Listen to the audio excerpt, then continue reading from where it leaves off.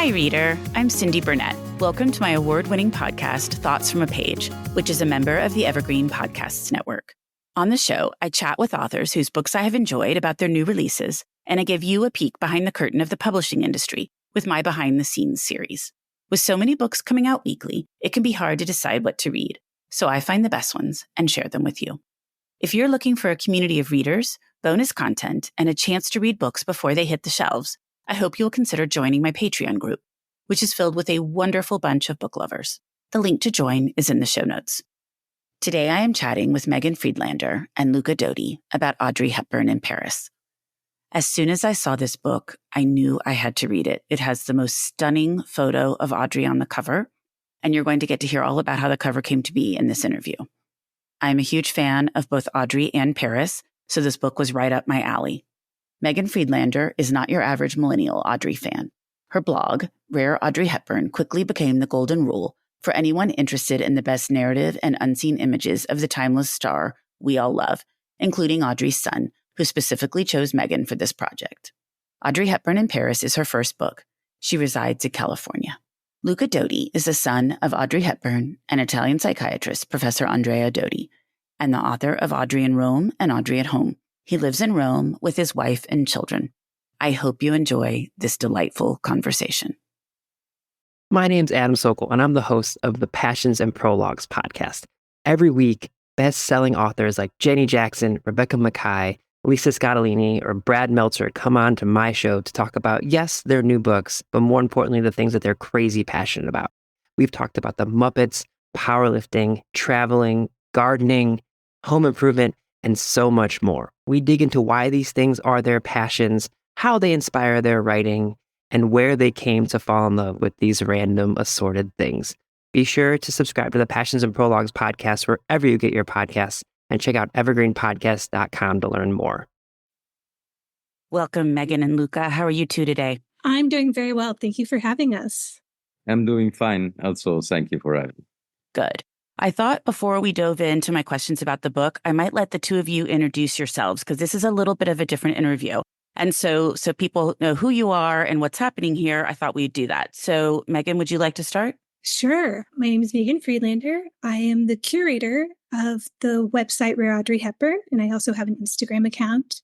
And I wrote this book, Audrey Hepburn in Paris, with the help of Luca. And we've been friends since about 2011. That's when we first met. I started my blog in 2010, and I don't remember how it started, the chicken and the egg, who met who first, who reached out to who. But we started a friendship, and over the years, we helped each other. You know, Luca would help with my blog answering questions for fans. And over the years, I would help him answer questions regarding photographs of his mother and helping him get in touch with different estates. And then in 2020, I got a call from Luca, and he said, let's write this book on Audrey Hepburn in Paris. And I said, absolutely. And that's how we came to be. That's why we're here today. Luca, how about you? Will you give me your backstory? Yes, my name is Luca Dotti. I'm the youngest son of Audrey Hepburn, and I'm a part-time writer. This is my third book with HarperCollins. And my editor wanted, because the previous one, Audrey at Home, did very well. So for years, she was hunting me down for a new project. And the thing is, that's why I say part-time, because I do it when I enjoy it. I do it when I find it fun and fascinating. And for sure, Paris was an ideal place because there are a lot of connections. We're going to discuss that later. But compared to my previous books, I wanted a new twist. And that is Meghan. And why Meghan? Because she's a great writer. She's a great investigator, photo collector. But also she comes, and what that is the most interesting thing for me, she comes from a younger audience following my mother. So, and an audience that has generally a very fresh and 360 degrees look on my mother, you know, not only focusing on fashion or her movies, but very interested in her life and how she lived.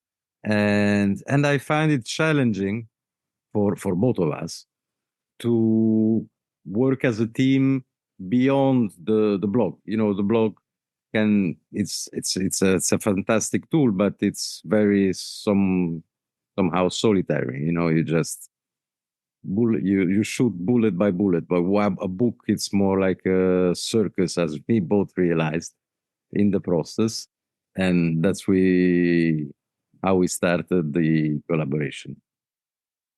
Well, it's a beautiful book. I had so much fun poring over the photos, and not only of Audrey Hepburn, but also there were so many others: Cary Grant, Sean Connery, Princess Grace, a young Peter O'Toole. So it was delightful to see all of them, particularly all the photos of Audrey, obviously, but I enjoyed seeing everybody that was pictured as well. Thank you. I mean, it took us years, not just to track down the photos, but to also find out who the photos were by, to find out where the estates were, to negotiate the photos. So we're very proud of all the pictures in the book. Well, that's going to be one of my questions, is talking about getting the rights to use them. But before we do that, let's back up a tiny bit. First, tell me a little more about your blog, Meghan, and then let's talk about the book generally. You mentioned a little bit about it, Luca, but just sort of the main idea of the story. Well, I started my blog in 2010, and I didn't really have a purpose for it. My friend just said, there's this website called Tumblr, and I think you would like it. So I checked it out, and I created a Tumblr, and I decided, well, I'll just do something on a topic that I like, which is Audrey Hepburn. And over the years, I had been collecting articles on Audrey and photographs. And so I had this small little archive of my own. And I thought, well, this is a place that I can put it and organize it online and that other people can enjoy it. And I never thought it would get the attention that it did.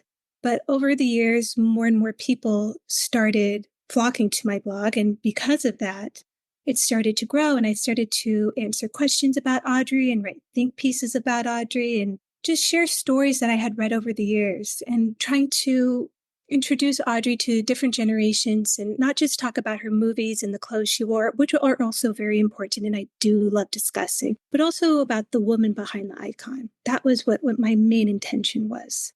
And then from there, it's grown. I'm mostly on Instagram now. I still have my website, but, as technology changes and social media changes, I have to go along with the flow. And so I'm on Instagram.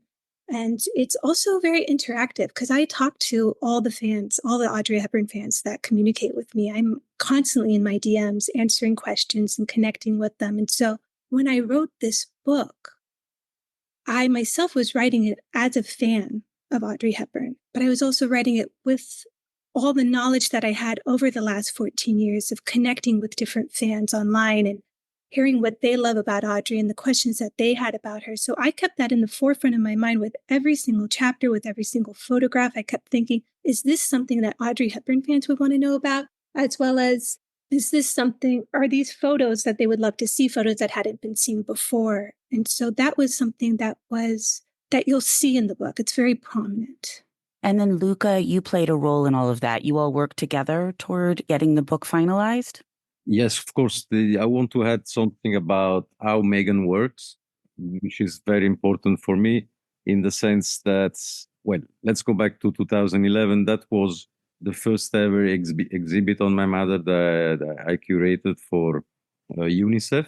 And I was at that time, and I'm still to a certain extent, much more oriented and towards the real Audrey, and a little bit allergic to the iconic one, So what I found through Meghan and through this community that she's part of is that this young community is that, as I do, they are much more interested on the person than on the icon.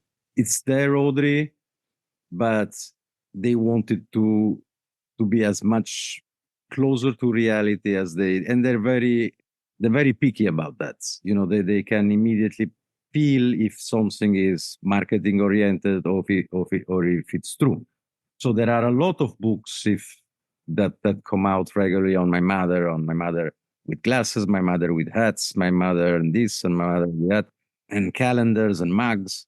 And of course that covers a part of the market, but not being interested in that, I wanted really to work with Meghan because I know, and that was a request for me, that I know that she can be at the same time very personal and very respectful. So that was fantastic. And basically, well, she said that we did it together. She did the big part of the heavy load, the heavy load, and I tried to help as much as possible. And sometimes is connecting to an archive, sometimes to a person, connecting. Of course, I gave her full access to her family archive, and things like that. And it worked very well. The book was very challenging, but I say it worked very well, not only because, well, the final result is very good, but we are still friends, which is not. Which doesn't always happen, yes. Well, and the focus of the book is Audrey Hepburn in Paris, as it's entitled. So tell me how you decided to link up those two. Obviously, she has such a connection to Paris, but what made you decide to have that focus in the book? Paris was very interesting. As you said, there are many connections, but there was also a sort of a question that needed an answer. Beside the fact that she did a lot of movies in Paris or about Paris, that her look were Parisians. Her best friend, designer Hubert de Givenchy, lived in Paris. A lot of friends of her lived in Paris, and she adored Paris.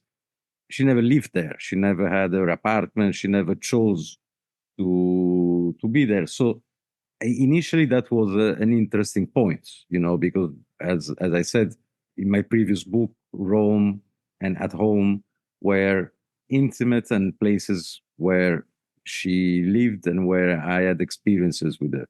Not so much Paris. So there was not a doubt. At the beginning, I said to Meghan, and I sort of freaked her out, saying like, I'm not totally sure that we have a real story behind, she did this movie and she did this. And that was the big surprise of the book, and also Meghan's talent, because she managed to dig, unhurten, and mix the situations in a way that you can approach this book in so many ways. Being a fan, not being a fan, it's interesting as a guide to Paris. It's interesting as an inner look towards my mother. Most of all, for me, this is a very personal take. It's interesting as Paris in that moment in time, in those decades just after the war, the vibrancy, really, there's only one word: the magic. Yeah, going off of what Luca said, when he did contact me, he said, I want you to write this book, Audrey Hepburn in Paris. And I was so excited because I thought, oh, two of my favorite topics. And I mean, this is Audrey in Paris. This is what Audrey is known for, her Parisian style, her movies in Paris. And I thought, how has this book not been written yet? And then he said, but I'm not sure there's enough information for a book. And then I thought, well, that's not what I want to hear, and my heart sank a little bit. And he said, because the truth is that my mother never chose to make a home in Paris. And I thought, oh, that's right. I guess I never really put that together. She lived in Switzerland and she lived in Rome and she worked in Paris, but she never decided to, plant roots in Paris. So I got together with, a small group of my friends. One of them was Lisa Petukova. I reached out to her, and she's someone who has an Audrey Hepburn account too called Timeless Audrey Hepburn. And I said, would you like to help me research this book? Because I knew that there was probably going to be a lot of information. And there was. We spent the first full year just researching the book. I mean, we scoured the internet for every newspaper archive under the sun, whether it was in Dutch, Italian, French, English, Japanese, Icelandic, whatever. We found it, we translated it. And the same with finding articles online and going through our own separate articles, because my friend Lisa also has her own archive. And that's how we became friends. And so we went through every magazine we could find, every article we could find. We found photographs from our own collections and then photographs from past auctions. And that's how we were able to come up with all this information so that I could put together an outline and a timeline and then put together the table of contents and then start writing the book. Because truthfully, there was so much information. When my editor first presented the book to me, she said, we want the book to be around 25,000 to 35,000 words. And I said, oh, wow, that's a lot of words. I don't know if I'm going to be able to do that. And then when I handed in the manuscript, it was 60,000 words and 25 chapters. And so I felt like there could have been another volume, but I really tried to put as much information into this one manuscript or into this one book. And you mentioned trying to get the rights to all the photos. That was one of the things that I just loved about the book, was so many photos I hadn't seen before. So how was that? Well, that was a challenge. And that took years because one thing about my account, it's called Rare Audrey Hepburn. And so my intention with my account was to post rare photographs of Audrey Hepburn. So I knew that if I did this book, I would want to have unseen, unpublished photographs in the book. I didn't want to just go to the same stock image sites and buy the photographs that people have been posting online and in books for years. But I will tell you, it was a challenge. And there were times where Luca wasn't just my friend, he was my therapist because there was just so many hurdles and obstacles that we had to overcome. And I mean, one in particular were the photographs of Audrey that are in the Hotel Raphael chapter. I had seen those photographs in two separate articles or two separate magazines. One was French, one was Italian, both published in February of 1956. And I saw those photographs and I thought, oh, those are perfect. They help tell the story. I have a story in the chapter about Audrey Hepburn being on the phone with the concierge and asking for a specific table that she wanted for her room. And there's a photograph of Audrey on the phone. So you can visualize the story as it's happening. Same thing with talking about how she had records that she would bring with her whenever she traveled. And there's Mel Ferrer, holding a record in his hand. The only problem is that in both these magazine articles, neither one mentioned who the photographer was. So that took me on a journey that lasted nearly 3.5 years trying to find these photographs. So I reached out to Luca, and Luca said, let me get you in touch with a friend of mine who has an archive in Italy. He might know more. Luca reached out to him, and the guy wrote back and said, let me look into this. I'll see what I can find. And so we didn't hear back from him for a couple of months. But then when we did, he said, you know what? I may know who the photographer is. I'm going to get you in contact with their archives. So we reached out to them and they said, oh, these photographs are not by this particular photographer, but we might know someone else who knows who they are. So, that kept happening over and over and over again. And then finally, we came across this one archive and they said, oh yeah, let me look through our archives to see, because they had the photographs from one of the particular magazines. And that doesn't always happen. A lot of time these archives either get thrown out or something happens, like the old archives were caught on fire and nothing survived. But they went into their archives and there were the original photographs with the photographer's stamp on the back. And that's how we found out that they were by Per Allo Anderson. And they said, you can use these photographs, but you have to get permission from his estate. And I thought, oh, we're so close. We're just there. So I reached out to his estate because I was able to find his son online. And he said, yes, absolutely. We've been looking for these photographs for years. And I said, well, I'll give you the photographs, and in exchange, we'll use them in the book. And so since then, I've formed a friendship with his son and we've stayed in touch. And anytime I find photographs by his father, I send him his way. And that's how we got those photographs. But it did take a good 3.5 years. And I'm so grateful for it because they're in the book. They haven't been published in over 60 years. And they really help tell the story. So many photos are like that in the book. I have no idea in terms of how long they've been published or not been published because I'm not as familiar with it as you are.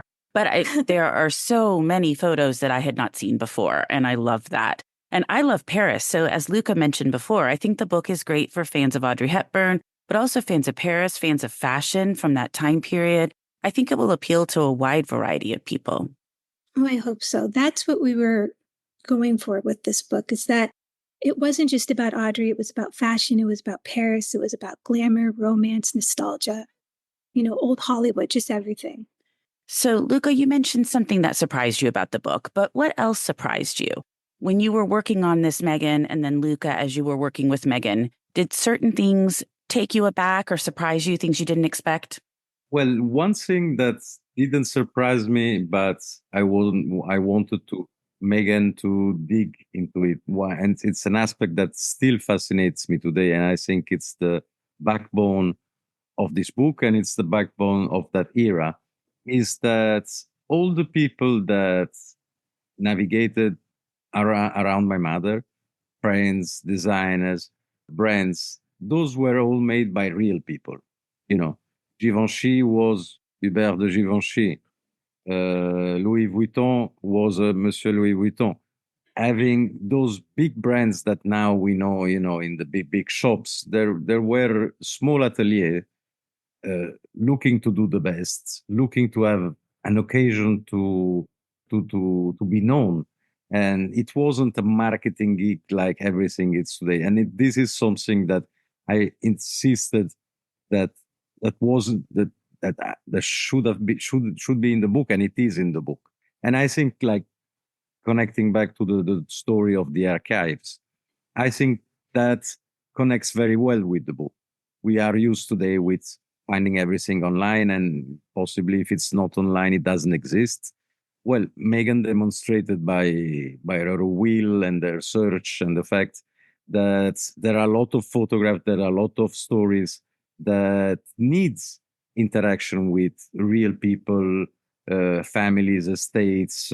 Sometimes, and quite a lot of times, those estates are not prepared to sell a photograph. They're unsure of what it can cost, what kind of agreement they can do. It's the opposite of like digital, where you say, I want such shoes, they give you a price, you click it, you PayPal, and bye bye.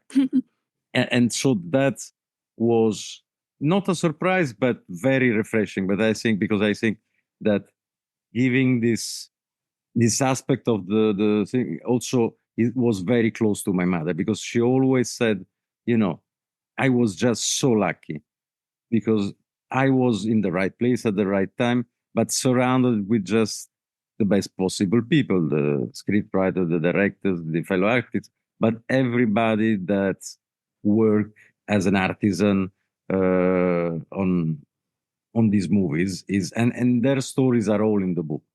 So that, I think, it's something that may be a surprise for the reader. The one thing that surprised me personally is specifically in one chapter, the Little White Bites, Les Petits Lits Blancs, which was a fundraising event. And at the end, you realize that mom was dancing through the night until 4 or 5 o'clock in the morning. And I found that, because of course I lived with my mother under different thing. And so seeing her, in her party years, well, that was a fun bit. A different side to her than you were used to. What about you, Meghan? Were there any surprises? The whole book was a surprise to me. Honestly, I was familiar with the photographs. I had seen many of them before. I could tell you what she was wearing, who she was with, where she was, when it happened, what movie she was promoting. But there were so many stories that I hadn't involved myself in, that I hadn't researched and looked up the history of. And I was just really fascinated by all of them. There was one in particular, the movie premiere for The Longest Day. And I knew that Audrey she wore her pink beaded silk Givenchy gown and was escorted by her husband, Mel Ferrer, from the Rothschilds, and that it was held at the Palais Chaillot. But I didn't realize the lengths and the money that went into the event. The streets were decorated with paratroopers, and tanks were lent by the French War Museum. And at midnight, Edith Piaf gave a performance on the first floor of the Eiffel Tower, while fireworks blasted off overhead. And it was described that all of Paris stayed up to watch Edith sing. And Parisians were in the streets, and they were craning their necks out the windows to watch her perform. And the whole night just sounded magical. And there were just little tidbits too. Like I remember when I was researching for the chapter Harper's Bazaar, Paris Pursuit, it was a photo shoot that Audrey did in 1959 with Richard Avedon. And there was this little clipping from a newspaper that said that Truman Capote wrote the treatment for the Harper's Bazaar fashion editorial. And I had no idea. And I've always had this fascination with Truman Capote. And right now he's very popular because of that show that's out right now with Truman Capote and his swans. And when you think of Audrey Hepburn and Capote, you think of Breakfast at Tiffany's. But to find out that Audrey had acted in one of Capote's scripts a year before, even if it was just for a magazine, that kind of blew me away. And apparently what happened was that Richard Avedon had asked Capote to write the script for his fashion shoot. But after Harper's Bazaar canceled the publication of Breakfast at Tiffany's, Truman was so angry, he refused to have his name included in the magazine. So when the issue came out, his name was never mentioned and he was never credited for his work. And I never knew this. And I found it out from that old newspaper clipping that I just happened to come across from 1959. So it was just all these little facts and little details and accounts and histories that I hadn't read about, that probably haven't been talked about in over 60 years, that just took me by surprise. And I had such a good time. There was so much joy in writing this book. It was stressful beyond compare. But I really enjoyed the research and I enjoyed the writing. And also the other surprises were just finding these photographs. And going off of what Luca said, there was, some estates that I got in contact with, and they said, a lot of these photographs have never even been developed. We haven't even taken them out of the archives. And they said, so if we're going to go and have them developed, I need to have your assurance that you're going to publish these photographs. And I said, no problem. I want these photographs. I'll do whatever I have to do. And so like the Sergio Strizzi photos, those haven't been published maybe ever. So it was exciting. And I'm really happy and excited that we're finally at the end and people can see all this hard work that we've been doing for the last 4 years. Don't you know that you're a grown-up? I'm a grown-up. Me too. Yep, me too. But these days being a grown-up can really suck. Luckily, we're grown-ups who grew up in the coolest generation. We had video arcades. And also some of the best TV and movies ever made. We lived the origin of awesome consumer electronics. The list goes on and on. Yep, Generation X. Exactly. And we're Gen X grown-up. Every week, the Gen X Grown Up podcast explores media, tech, toys, games, and more from both yesterday and today. Through the eyes of Generation Xers who absolutely love that stuff. You can find us on iTunes or wherever you get your podcasts. Or find us on our website, genxgrownup.com. Life sucks as a grown-up. All right, you think that was good enough? I hope so, man. I'm tired. Who listens to a promo on a podcast and then goes and listens to a different podcast? Right. I've never done it. Right. I'm Anne-Marie Kelly. Wild Precious Life is a podcast about dreaming big, digging in and connecting across distance, division, and loss. In each episode, I talk with prize-winning writers, musicians, and wanderers who remind all of us how we can make the most of the time we have. So meet me here. Let's walk and talk and dream and discover what it means to be wild, precious, and brave. Well, and speaking about photos, the cover, how did you decide that this photo would be the cover photo? Oh, there's quite a long story behind that. Well, I'm a longtime Audrey Hepburn memorabilia collector, and I focus on vintage magazines, photographs, and negatives. And back in 2017, I had come across an auction online for Audrey Hepburn photographs and transparencies. And the photo online, it was very blurry, but I could just make out that the photo, there were Kirkland transparencies of Audrey from How to Steal a Million from 1965. So I placed a bid and I crossed my fingers and I hoped for the best. And thankfully I won. But now at the time, I wasn't sure if these were fakes or copies or what, but I had learned after contacting the Kirkland estate that not only were the transparencies originals, but that the estate didn't own them. So I showed it to Luca, and Luca took one look at them and he loved them. And I knew that if Luca loved them, then we had a winner. The only issue is when we presented the transparencies to HarperCollins, they said no. They didn't like the photo because she was wearing that mask. You couldn't see her eyes. And a huge part of Audrey Hepburn's appeal is her eyes. So they rejected the idea and we came up with a different cover. And it was a cover that our hearts were never in. We didn't love it, but it worked. And then sometime in spring, there was a lot of internal conflict going on at HarperCollins. And the imprint that was publishing our book, Harper Design, was closed down. And then our entire team was fired. And Luke and I didn't know for about a month. And it took a couple of months for HarperCollins to come together and to give us a new team and a new imprint. And at that time, we thought, let's get rid of the old cover and let's shoot for this one. So we presented it to them and they said, fine, you can have it. And we said, yes. And so I reached out to Luca and I said, Luca, can you please reach out to the Kirkland estate? Because, you're so kind and gracious. And He did. He reached out to them and they said yes. And so we got the photo, and in exchange, I returned the original transparency to them. So it's part of the archives now. And now we have that beautiful, avant-garde, dramatic fashion photo of Audrey, where she's wearing that beautiful lace ensemble by Hubert de Givenchy. And she's photographed by Douglas Kirkland, and it's in Paris. And it just represents everything that we wanted for the book. And may I add something? Because I think of course. there's more to the story. And that's why I love it that this photo made it to the cover.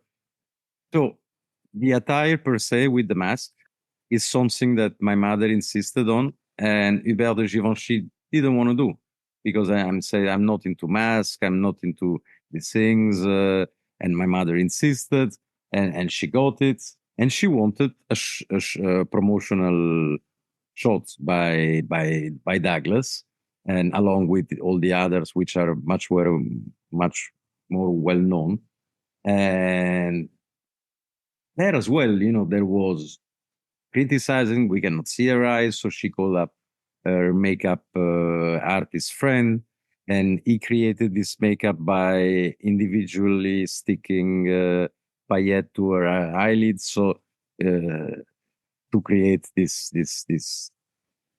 light behind the mask. And notwithstanding all this, marketing then again refused it. And the photograph was lost. The Kirkland estate didn't have it. And for some reason, this archive, this collection that Meghan luckily found, had it. So it was a big surprise for the Kirkland estate as well. He says, like, at the beginning, they asked Meghan, how did you get it? Did you do this and that? And she explained, there was this auction, I bid and I won, and it was there. So the photo, I like to see it this way, it's a romantic idea I have in my mind, but what's not romantic about Paris? The photo, my mother's will to be in that attire, it kind of sneaked its way to the surface and made it to the cover. And I think, the good thing about today is that we live in a time troubled for so many aspects, but open to a lot of styles. Once before the things need to be approved by marketing, the photographs needed to be really perfect, without a blur, without a movement, without, and now some photographs of the past, which were discarded because, somebody in some department didn't like it, make them way to be, and they are still modern, they are still fantastic. And I think it's a perfect photograph to describe the essence of Paris, the essence of my mother in Paris, and the mystery of it all. Well, what I liked so much about that photograph is I always enjoy looking at a cover before I read a book and then evaluating the cover afterwards. And I loved that story because she was the one that insisted that she have the mask. Givenchy didn't think she should, and she prevailed. And so then to have that on the cover, I thought does sort of show her essence. Yeah. Yes, exactly. I need to add, because this is a very good comment you made. When she was shooting How to Steal a Million, she was herself at a crossroads. She had definitely left behind the little girl, the gamine that she kind of made her style and fame for a lot of years. She was also in trouble with her marriage.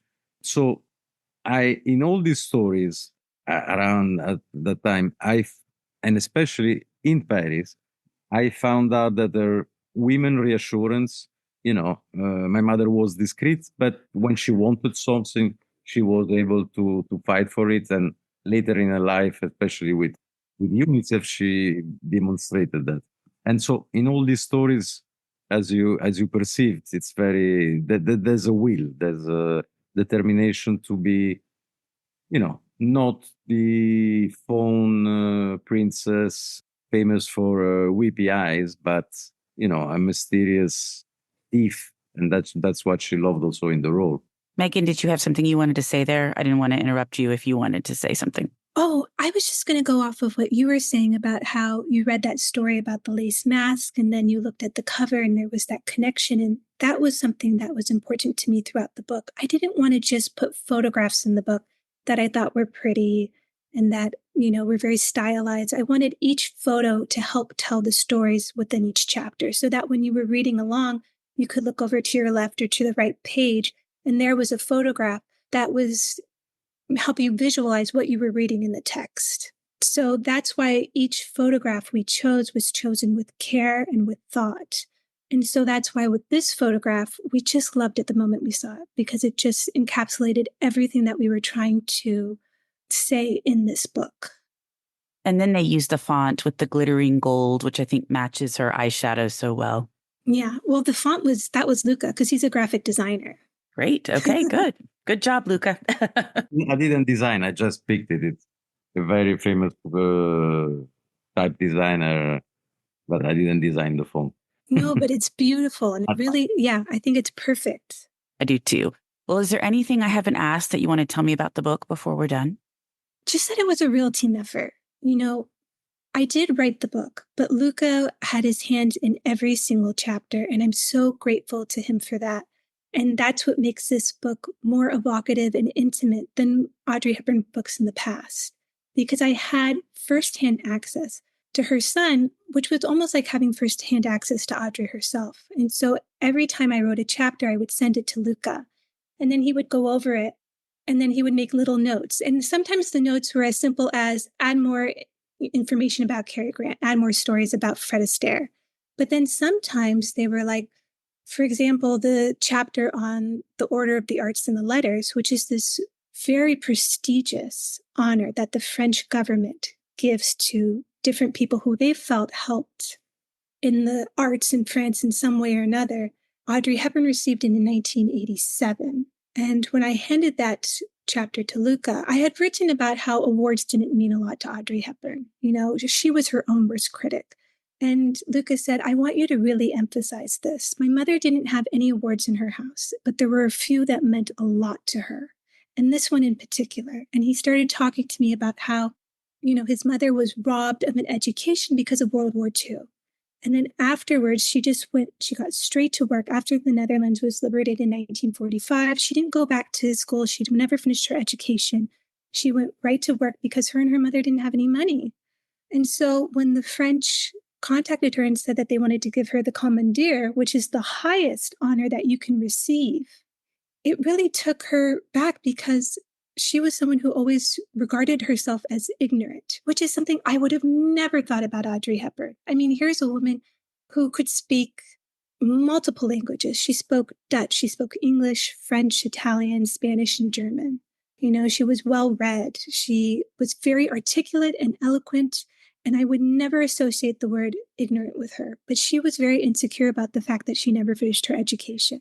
So I tried to put that into the book as best as I could, but that's something I wouldn't have known without Luca. And so there are little stories like that throughout every single chapter that I couldn't find in an interview or an article that could only come from her son. So that's why this book was a team effort. From beginning to end. And even now, we're still going through it. And we've had a lot of rough spots along the way just because of things that were happening, like the pandemic happened, things were going on at HarperCollins. Certain states that we would reach out to would say, well, you can't use the photographs, or if you want to use the photographs, they're going to cost this much money. And then I looked at the price tag and I thought, my goodness, I could only afford 2 photographs if I bought that. But I'm so grateful to him, for giving me this opportunity. And so he's very humble and he says, Meghan wrote the book and Meghan, talk about yourself. But truthfully, it was a team effort. Well, I'm so glad that you both did the interview because it's fascinating to see you interact with each other, but to also hear both of your perspectives. Oh, well, thank you. So I need also to add something about the book, which is very important for me, because we talked about the fact that my mother was in Holland during the war.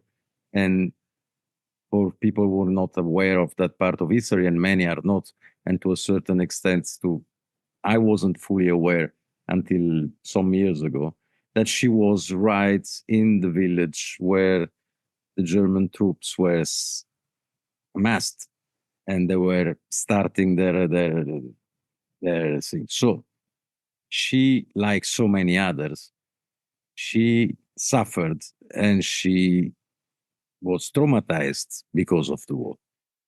Paris, this book about that time, that to our eyes may sound too glamorous, too big, too grand. As Meghan said before, commenting one chapter, too expensive. To remember that for everybody involved there, those were the years after the war. The people who were there were all survivors.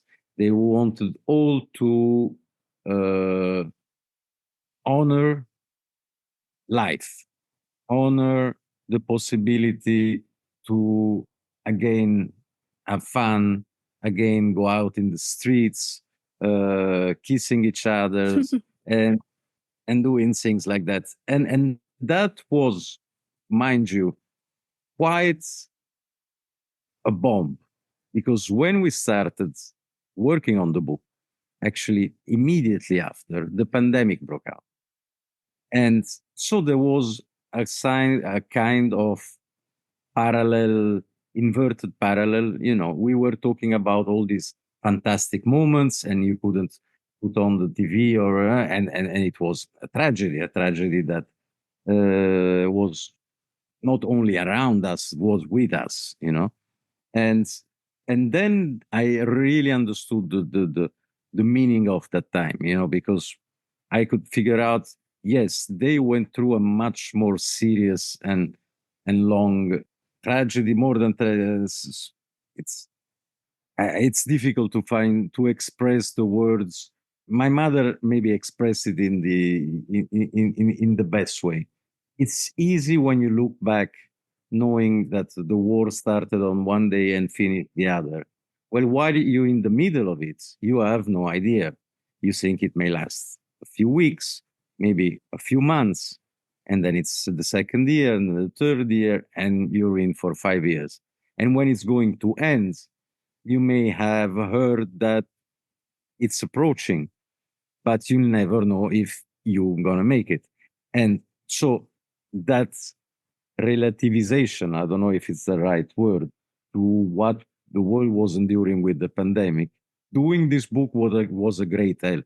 And I think it's relevant also to remember that all these people had this energy, this creativity, possibly also because they were talented, but also because they had this boost from the past war. Well, and really two wars. If you think about World War II and then World War I, not 20, 25 years before that. So yes, you can understand where they were all ready to have some freedom and some creativity and to be joyful and happy that they're just around and able to do things and not hindered by the wars of the past. Yeah, absolutely. And just going off of what Luca said, I was so grateful for this project because I did get the call in January 2020. And then 2 months later, the pandemic hit.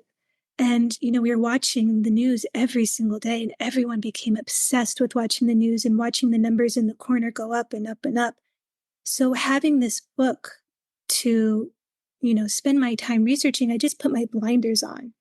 And it was all that I did. And I would get up in the morning and I would start looking through magazine articles and translating them into Google Translate and looking through photographs and contacting estates and talking to Luca. And I was so grateful for that because I can't imagine what it had been like to have spent those years not having something positive to put my energy into. So so to this day, I will always be grateful for this opportunity. I understand that. I launched my podcast during the pandemic. I think it was very nice to have a focus and not just be doom scrolling. Exactly. Yes. Well, Luca and Meghan, thank you both so much. This has been an absolutely delightful conversation. I love Audrey Hepburn in Paris, and I can't wait to share this interview with my listeners. Oh, well, thank you so much for having us. Thank you. I'm Allison Holland, host of the Kennedy Dynasty podcast. Equipped with a microphone and a long-term fascination of the Kennedy family, I am joined by an incredible cast of experts, friends, and guests to take you on a fun, relaxed, yet informative journey through history and pop culture. From book references to fashion to philanthropy to our modern expectations of the presidency itself, you'll see that there is so much more to Kennedy than just JFK or conspiracy theories. Join me for the Kennedy Dynasty podcast.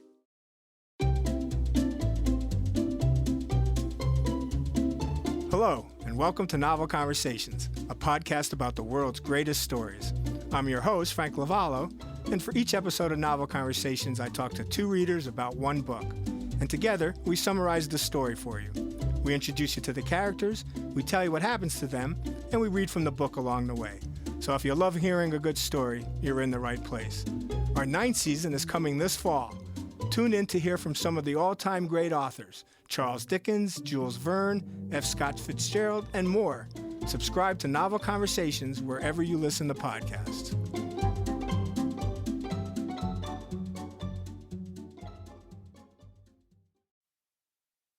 Thank you so much for listening to my podcast. I would love to connect with you on Instagram or Facebook, where you can find me at Thoughts from a Page.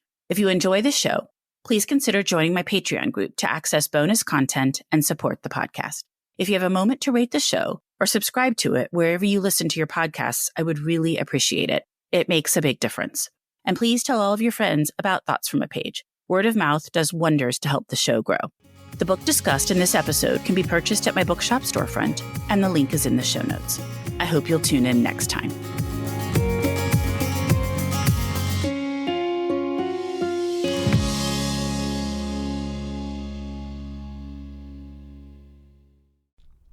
You know, a lot can happen in 7 minutes, and luckily, that's how long it takes me to tell a story.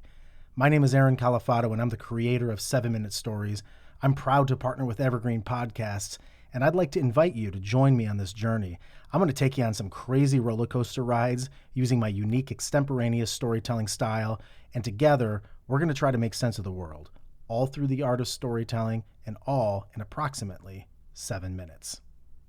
Hi there, I'm Heather Drago. And I'm Sarah Saunders.